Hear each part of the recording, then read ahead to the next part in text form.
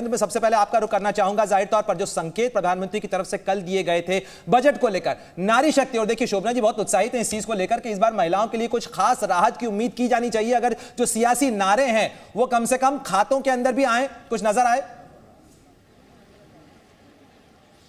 देखिए, बिल्कुल इस बजट में फोकस होगा ज्ञान के ऊपर। कहा जाता है ना, ज्ञान मत दीजिए, लेकिन निर्मला सीतारमण के वित्त मंत्री के तौर पर बजट भाषण में ज्ञान पर फोकस होगा। यानी गरीब होगा, युवा होंगे, GY, ए से आत्म अन्नदाता होंगे यानी किसान होंगे, और N जाहिर सी बात है शोभना के लिए खुशखबरी होगी कि नारी शक्ति। ये 4 चीज़ों पर फोकस होने वाला है।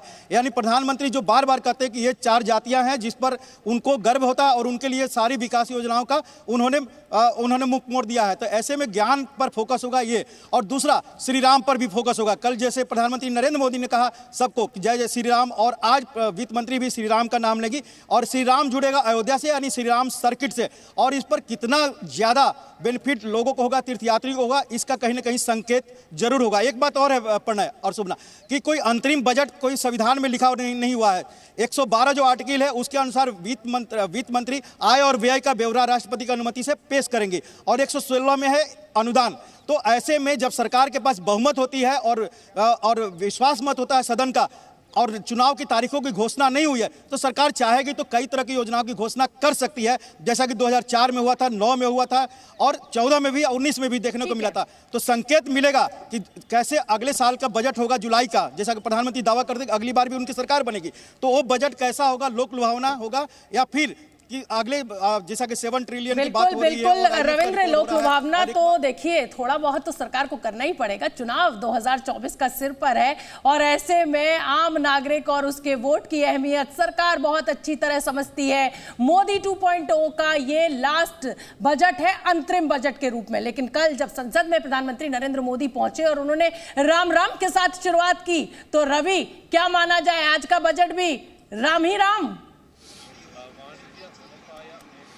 बिल्कुल, पूरा देश जब राममय है तो ये मान के चलिए कि बजट ऐसा होना चाहिए जिसमें लोग खुशी के माहौल में रहें। और देखिए, उम्मीद इसलिए की जा रही है कि जो ट्रैक रिकॉर्ड है 2019 का, जो ट्रैक रिकॉर्ड है, क्योंकि उस समय भी अंतरिम बजट था, और अंतरिम बजट में तमाम चीज़ें देखने को मिली, क्योंकि किसानों को सम्मान निधि दिया गया, 6,000 रुपया किसानों के बजट खाते में डालने की बात की गई। उसके बाद साथ साथ आप इसके लिए जो टैक्स में राहत दी गई, 5 लाख तक टैक्स में राहत दी गई। तो इस बार उसी लिहाज से उम्मीद की जा रही है। ये कहा जा रहा है कि महिलाओं को, जो महिला किसान हैं उनको 6,000 से बढ़ाकर उनको डबल किया जा सकता है, मतलब 12,000 उनके खाते में डालने की बात की जा रही है। और जो पुरुष किसान हैं उनको 6,000 से बढ़ाकर 9,000 मिल सकता है, सालाना इनकम हो सकता है। साथ साथ जो टैक्स में राहत की बात की जा रही है कि टैक्स में रियायत मिलेगी। जो मिडिल क्लास है, मिडिल क्लास जो सर्विस क्लास होता है, वो बहुत उम्मीद लगा के रखता है, क्योंकि जो चुनावी बजट होता है उसी में उसको कुछ मिलता है, उसके अलावा उसको मिलता नहीं है। 4-5 साल वो टैक्स देता रहता है, लेकिन उम्मीद करता है कि जब से कम से कम जो चुनावी बजट हो उसमें उसके लिए राहत हो। तो मिडिल क्लास के लिए, खासतौर पर जो नौजवानों के लिए, रोजगार वाले मामले में कहा जा रहा है कि रोजगार को लेकर एक बड़ा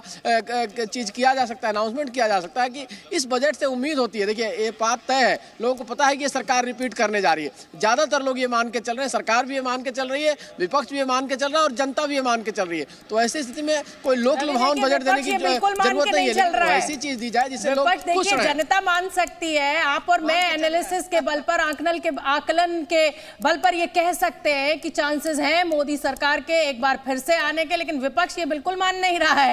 ये ऐसी बातें मत कीजिए आप सुबह सुबह। देखिए शोभना, लेकिन फिर भी चुनाव की प्रक्रिया का सम्मान सरकार भी कर रही है। चुनाव अभी होना बाकी है, और जो फैसला है वो चुनाव के बाद आएगा और चुनाव के नतीजों के साथ आएगा।